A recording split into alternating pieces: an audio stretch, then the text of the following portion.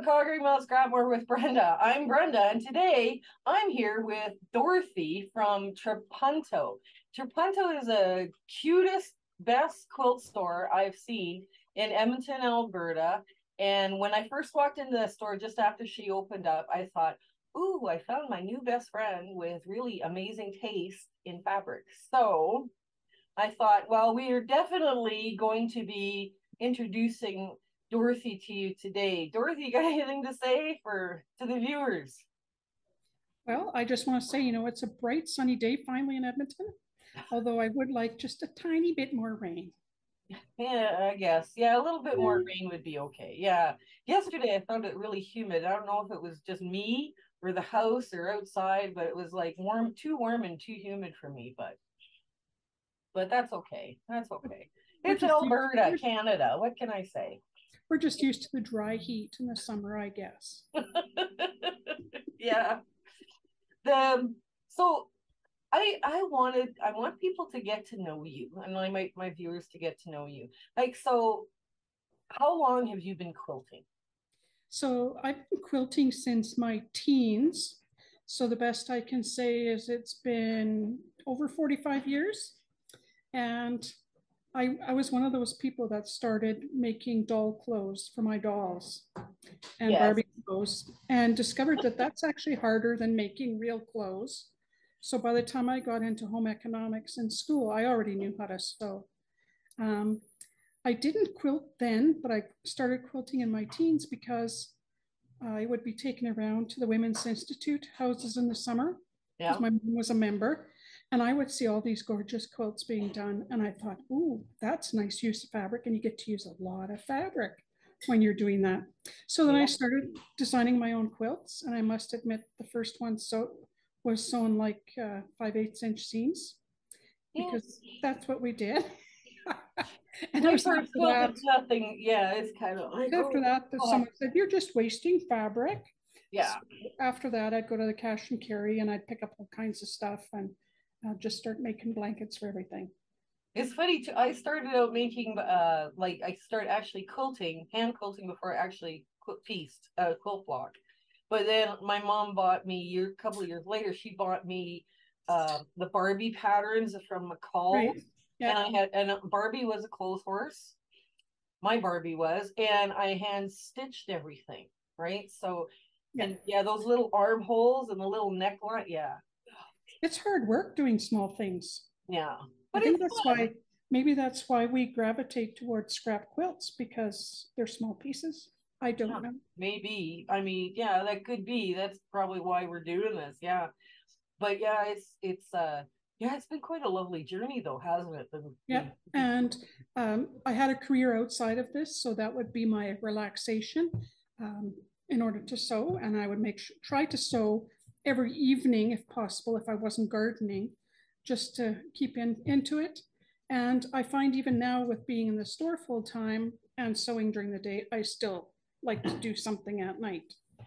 Yeah, me too, right? I didn't work as someone who sewed during the day. I had a different career and I was always hand sewing or machine sewing something, especially at night after a really stressful day, like do Yeah. some hand piecing even was just I just would not be doing cross stitch in those evenings.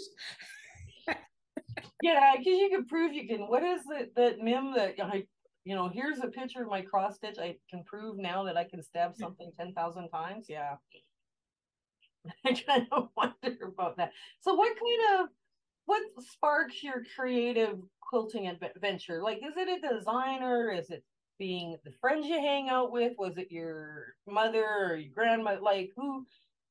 It was actually more of an individual thing because my mom doesn't do quilting. She was a Oh, knitter. Um, my mother-in-law, however, was a quilter. So that was nice to have. Oh, you're a quilter, you're a quilter. All of a sudden we were good people because we were both quilters. To heck with the husband. It was my mother-in-law and I got along really well. We'd share our pattern books. She'd show what she's doing, I'd show what I'm doing. So in that respect, it was really cool. I never really met a whole bunch of quilters until I joined the Quilt Guild.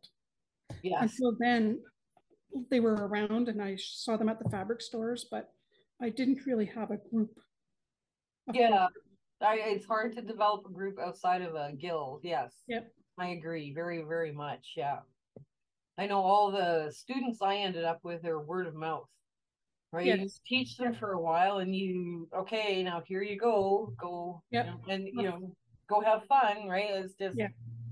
and you end up with them being friends and girlfriends more than Yes. anything else. Yeah. But yeah, but it's kind of but there was, so the guild is, you're saying guild, joining a guild sparked your creativity and being around all those other quilters, or? It helped, but I did an awful lot of magazines.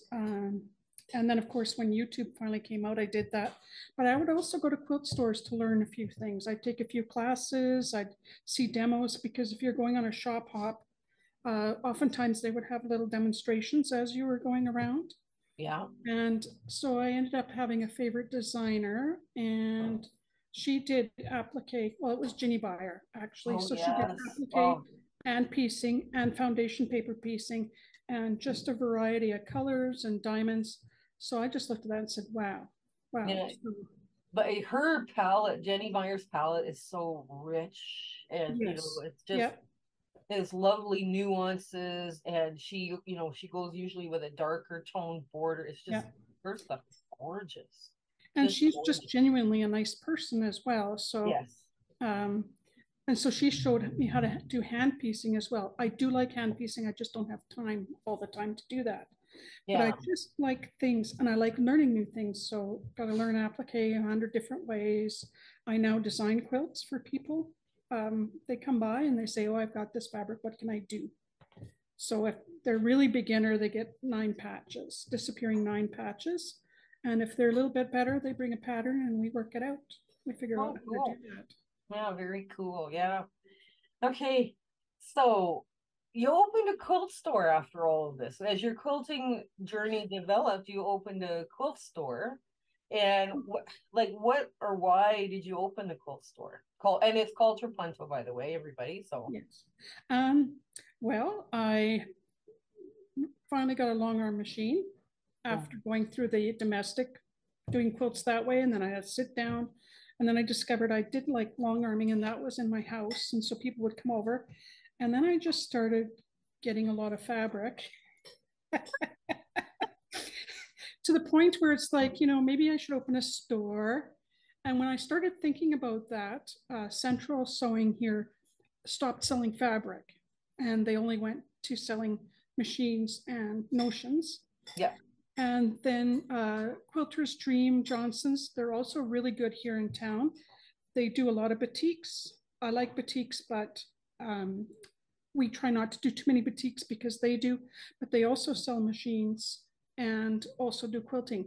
So I looked at that, and then Earthly Goods was my favorite go-to store. But she moved to the West End and said she was going to close. And I thought there's not going to be that quilting store only in the city if I don't do something. So I just started to gather fabric and got going. And fortunately, my career job let me go at the right time. Oh, And everything just came together and off we went. oh yeah. You saw, yeah, so you basically, when the Earthly Goods closed, you saw a business opportunity, right? Yeah, on the south side here. And Yeah. yep. Because I know there's been, speaking of gathering fabric, there was one grand opening for a quilt store that we went to in small town Alberta. And I'm not going to say where, but I walked in there and I'm like looking at the walls going, I have more fabric than she does. Is that what kind of happened to you too? It's like... Yeah, I had a little bit of fabric. So, I mean, so you opened, and you were open, what, just a couple of years before the pandemic hit? 1 year. One Okay. year. So we started at home, Yeah. opened a little home store, and we had online at the time. And then we opened in March of 2019. We just had our first anniversary, and the next week, done. But we were fortunate because we already were online. So we knew Oh, how okay. to do online. So because my daughter works with me and she's very computer and design savvy, between us, we managed to figure out a way to work it so that people could pick up things. Yes. So we suddenly, curbside pickup was available, and we just changed the store into a little bit of a warehouse. So people would come by and get their things and off they'd go, because there was a surge in people at home with nothing to do. Yes. So they started to discover their creative side as well. And I don't know how many like students I ended up with just from word of mouth, all of a sudden Yeah. with nothing to do. And it was like Yes. they were kind of Yes. panicking Yeah. bit going, okay, I have all this time on my Yeah. hands now. And it's like, yeah, it was, that must have been kind of scary for them, you know? So with the whole thing with rules here, we can only have so many people here. We did the appointment thing. We went through the whole COVID, following all those rules to make sure everything was good.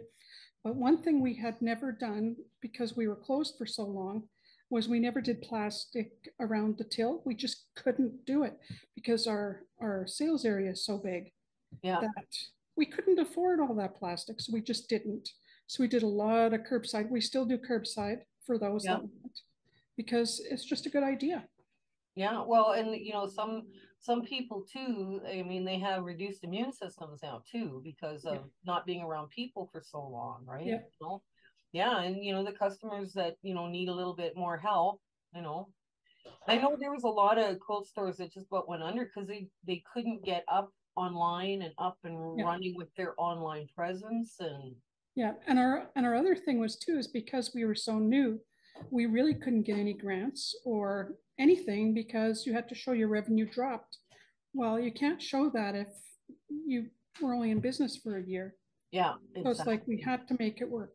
We Yeah, just you had to, yeah. had to make it happen. Yeah. So, and it also affected all the classes that a quilt store would give as well, right? So Yeah. people couldn't No attend classes. classes, and yeah, I know. Took But you us around. offer a lot of classes now, like now. We yes, and we actually used the time during COVID when we could have some people in, like we could have a few, Yeah, because we could have a certain percentage and everybody in masks. yeah, And I would use those classes as my guinea pigs. So the ones that were sampling and trying squares and blocks. And if I could get them to do something when we're all masked up, then we could continue. So we just slowly grew from there a little yeah, bit. I know. And it's quite the thing to have that following, right? It's kind of amazing. People are willing to Yeah. risk their health to come to your class because they were that they loved it. They loved quilting all of a sudden. They Yes. discovered it. You know, they discovered that little passion going Yeah. on. So yeah, it's kind of probably a very cool time for you, right? Yeah, and our Well, classes are always small anyway, because we have a yeah, maximum of 8, because that's all we have room for yeah. classes. That it's it's fine if we have 4. It's more personal, more interesting. Yeah, and you get more help too from the Yes, instructor yeah. as well as I can see from where I am whether who's struggling, who's doing whatever. I don't have to wander around and see. yeah, I know. I've taught in some larger classrooms Yeah, too, and it's like yeah, by the time you make that loop around the you're outside going edge, around. somebody over here is you got to make the loop and you make the loop and oh Yeah. my gosh, yeah. So, but you still maintain that online presence, Yes. and Yeah. now, right?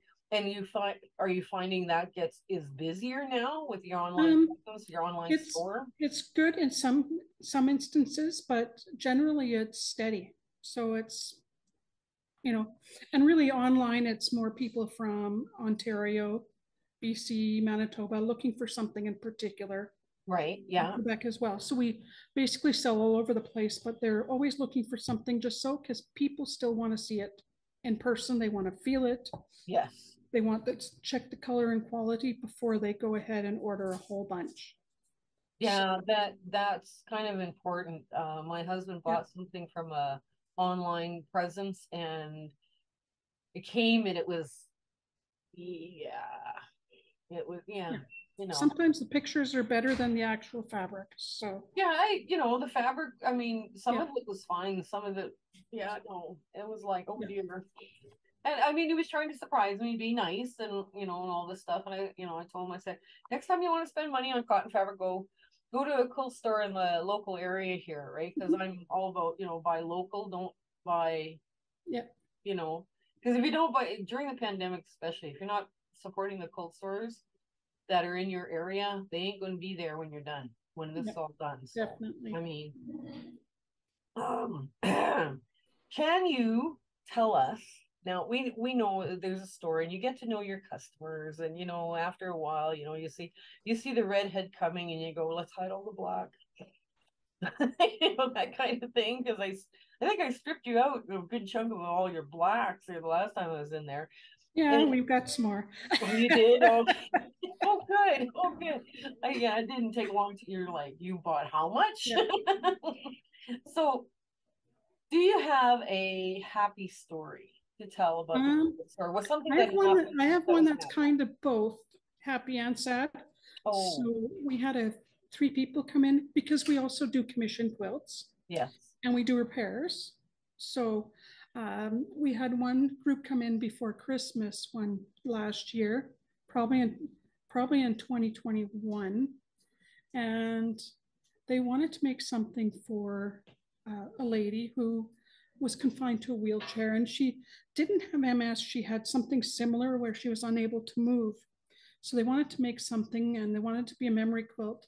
So I set them up. I said, here's blocks. Get your family to make blocks. Kind of give me an idea. And we like to make chairs or a wheelchair quilts, which are a little bit narrower. Yeah. They'll fit, but they don't get stuck in the wheels. So we have Right. a size for that. Well, they managed to get back after the weekend with their memory blocks done. And we added the lines and quilted it because they needed it for Christmas. And I think they came by on the 10th of December. So we quickly whipped one up, and people are just so happy and grateful. And this year, one of their friends actually came by and said, that was really nice. We did that for them. And he said, unfortunately, she had passed away, but they still remember how nice it was that we could put something together for them. Yeah. And we've had a guy come in he came in with some ties, Yeah. and some silk in a bag. And he's talking to my husband, and I'm kind of going, what are these guys talking about? Because I'm Snoopy, I'm curious. So I'm kind of going, because I think my husband was telling him, if you just give her a hint of what you want, she'll probably go for it. She'll probably do something for you. So sure enough, they were his father's ties, and he wanted to go to Christmas with all the boys wearing something, a tie made out of those ties.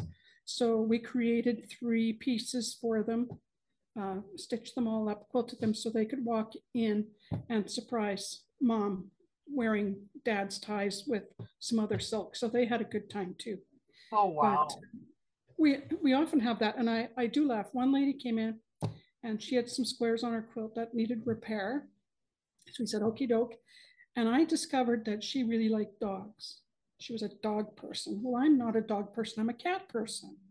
So I made sure to fix one of the blocks with a cat block on the side. I did fess up and I said, I'm sorry, I put that in here. You can always take that out yourself if you want. So we had a good laugh, and off she went with her repaired quilt. And yeah, it's funny how people react to quilts. I made my Auntie Beatrice a quilt, and she was already, a centurion and 100 plus. And when I gave it to her, there was a lot of farm theme because she came, originally she grew up on a farm. She lived on a farm for many years. And of course she's, pointing out the chickens and the eggs and all the little farm tractors and the cow. Like she just thought it was the best thing ever. And it was big enough to keep her warm, for extra blanket at night, because they tend to lose a lot of fat at 100. So and we find like people are bringing in an old comforter that just means something to them and needs a little bit of stitching or help. And we've had a couple now where somebody brings in the wool that grandma had sheared and carded. Yeah. And it's the duvet cover insides. And so they just need a little help there to get that back up to snuff as well. Yeah. So somebody had a quilt when they were 4, they're now 30. They'd like it a little bit bigger. And besides that, we do tons of long arming. So I think we've done about 600 quilts or something. Oh, wow. And half the time we can't even remember, when we see it, we're going, oh, did we do that one? Yeah. It's hard to remember everything. So do you do like 600 a year or 600 since you? No, we've done 600 since the start. Oh, wow. So I Well, would it's still a lot suggest, of quilts. yeah, at least that many. That's still a lot of quilts. Okay, now I know when you gave the talk to our guild, and I was there's 2 guilds here in Edmonton, the Modern and the Edmonton, Yes. right? Yep. So you gave a talk to one of the guilds, and you were giving tips about color. Yes, that would have been the Modern Guild. Yeah. Now, what 3 tips now, and people too, they kind of, when they do scrappy quilts, because that's what my channel is about, it's doing getting scrappy stuff and just throwing everything together, like the Kawandi behind you, just pitch it all into a pile. It's all good, it'll work. But what tips would you give about color? Because I've been asked that over and over and over again. Sometimes the color isn't as important as the contrast. Yes. So that's where we start. So, I mean, we pick colors that we like, but we need to make sure the contrast is there, because I can see you have contrast in the quilt behind you right now. Yeah. But sometimes people put colors together and there's no contrast. So I've had blocks where I look at them from across the room and I cannot actually see my beautiful piecing. It's disappeared in the because it's too close in value, or the value or the contrast. Yeah. Yep. Yeah. And so now we teach just about anybody who comes in with a smartphone how to see what the contrast is using their black and white photo. Use those green and red see-through plastic things. We don't need that. Yes. We have our phone, so they can tell if they have contrast. So we usually start with a color they like and start to put ones near it, because it's, when you're doing a scrap quilt like you have back there, the color is balanced. You can see the reds throughout, the blues throughout, the yellows throughout. And it's really, if you're piecing, you need to be able to see the nice shapes you've made. Yeah, this Kawandi was basically, I threw all the crumb quilts. Yep. And the bluer crumb quilts went on the outside, and then as we got in, we lost the blue. Yep. So, I mean, Kawandis are a lot of fun to make, and this was done by a machine. Yep. This quilt is well loved and well worn and used every day. So yeah. But a lot of people don't grasp the whole color thing. So your cell phone and those red and green glasses, because they take out the color. Yes, they take out the color, leaving the contrast. Other than that, everybody just needs a color wheel. They already know their primary colors, red, blue, yellow, and then they can work from there, lighter or darker, and mixtures of them. So some people need a color palette, but otherwise they just come in and we take a feature fabric, the one they like the most, and we can pick some of the colors out of that print and then give them some other options when they're putting their quilts together. Yeah. One of the tools I like to use, and this is like bizarre, you pick your fabrics, you throw them on your table so you can see all the colors. And then those kids' prisms that you pick up at the dollar store? Yeah. Where there's no little things inside. It's just a kaleidoscope. A kaleidoscope prism thing. And you start playing that way. And you can see kind of what they would look like as they're pieced in smaller bits together. And I'm always amazed how people go, "It's a dollar store item." Yeah. Yep. Yeah, it doesn't, you don't need fancy tools. Yeah, you don't need a big fancy expensive thing. And those kaleidoscopes actually work really well. Yeah. Because then you can kind of see even what it would kind of look like before you put thread to it, or something like that. Yeah. So now you obviously must have a lot of beginners, especially during the pandemic, coming into your store and wandering around going, "I don't know what to do." Right? I mean, so what were your 3 top tips for beginners? We tend to see, can they sew a straight line? We actually have beginners that attend class that don't even have a machine. So the first is winding the bob and all that stuff. So we just get them going. But generally we'll give them something that's squares or long lines, and we'll start there. But again, we say, okay, you need 5 fabrics. You can pick right from a collection. I mean, they make collections for that reason, so that everything works well together. And then we go from there to build a quilt. And I will often, people will bring in pieces that they need to incorporate. So again, we'll help them with some other, either solid or print, blender that'll go with that. To kind of ask them what they want to do, and then we'll sketch them up something if they like. Yeah. So, okay, so can they sew a straight line? Do they have a sewing machine? Yes. Or they're planning on doing all the hand piecing? Yeah, that's. Yep. And we do a lot of, they get frightened when it comes to binding and finishing the binding. Yes. I'm looking at one of my staff here. You're in your quilt store. What can we say? You're in your quilt store. Yeah. She was in binding boot camp last week because she had quite a few to do, but again, we don't use fancy tools. We try not to. Yeah. So as long as you have a cutting board and a rotary cutter and a ruler, you should be able to do a quilt of some sort. Yeah. Yeah, you don't need a lot. I was very surprised when I was asked, okay, what are my, 3 favorite rulers? And, there's one I use almost every day. Another one I use, every second day. And they're all like just straight rulers, right? They're nothing, And so you only need some of those other ones if you're planning to make a quilt with 400 of those blocks. Then you might want something else. But generally, a long one and one of the square ones, and you should be just fine. Yeah. And we don't make anybody buy anything for our beginner class either. Yeah. Fabric and the ruler and the rotary cutter. If they need anything else, we just say, here, borrow it. If you like it, you would do that more, then you might want to buy it. One of the rulers I resisted on buying for many years was that easy angle triangle ruler. Yes. Yeah. And I thought, well, that's just a gizmo that's not going to get used. And I was really surprised when I did have some extra coin. I did purchase one. Okay, find out how to use it. Yes. And I was really surprised how well it worked. Yeah. But so that's like, one of my 3rd rulers, I guess. If I'm doing something with triangles, it's perfect, right? You just cut, and it takes, good to go.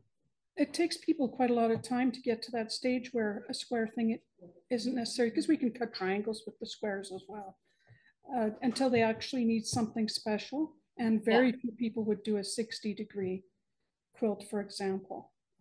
So yeah, well, I know my mom used to love to, when we bought pantyhose, she would take all the cardboard out of the pantyhose and cut shapes out of it and then draw around with a pencil. And it was like, gee, Mom, you get this rumpled up thing of pantyhose back, but it's like your nice little packaging is all gone.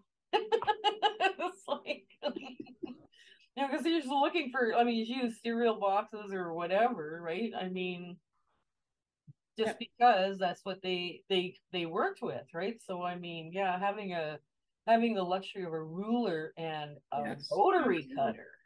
I started with scissors. Yeah, so did I. Oh. Try to cut all those pieces with those scissors. I know. Yeah. Oh well. Yeah, that was awesome.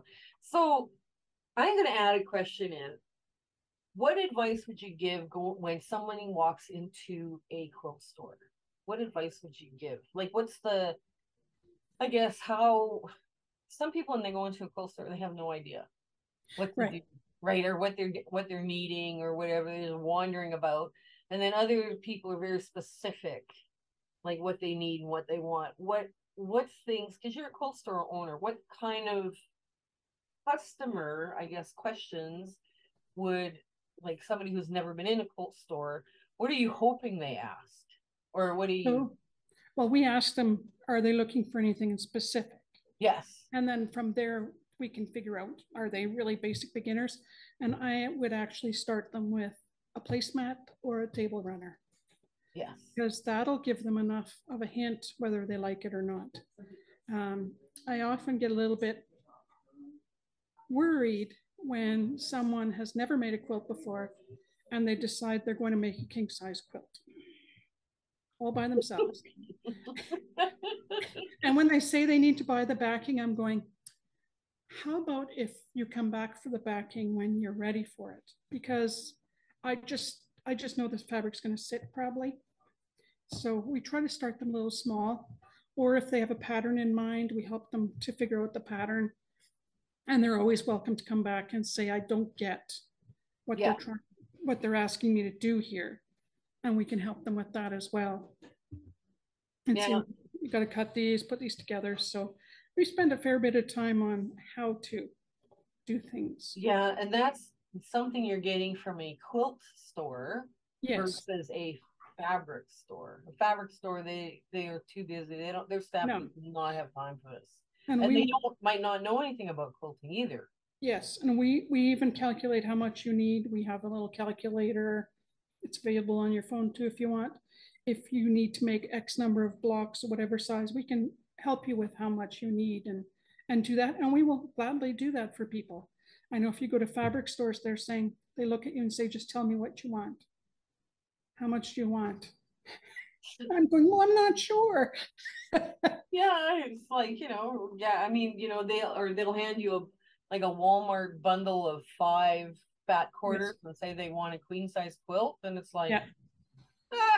I think you need a little more. Yeah, I think you need a whole lot more than that, right?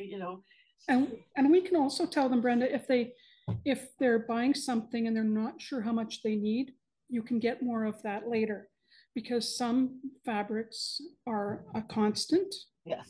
And others are, you buy it now or forget it. So certain manufacturers will have a 2-year run where you can keep getting it. Others have a longer term run.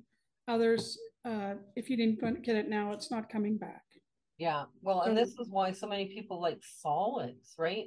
Yeah. But not all blacks are created equal. Yeah.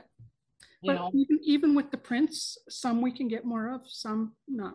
Yeah. Exactly. And if people do need some more of something, we can check to see if it's available and tell them whether it's sold out at the manufacturer or not. Yeah. So, yeah, we can do that kind of thing too for them. Yeah. Well, it's kind of like you're like a full service quilt store. That's just awesome. Yep. Okay. Any parting words, Dorothy? Any parting words to the viewers? I just hope that they enjoy what they're doing.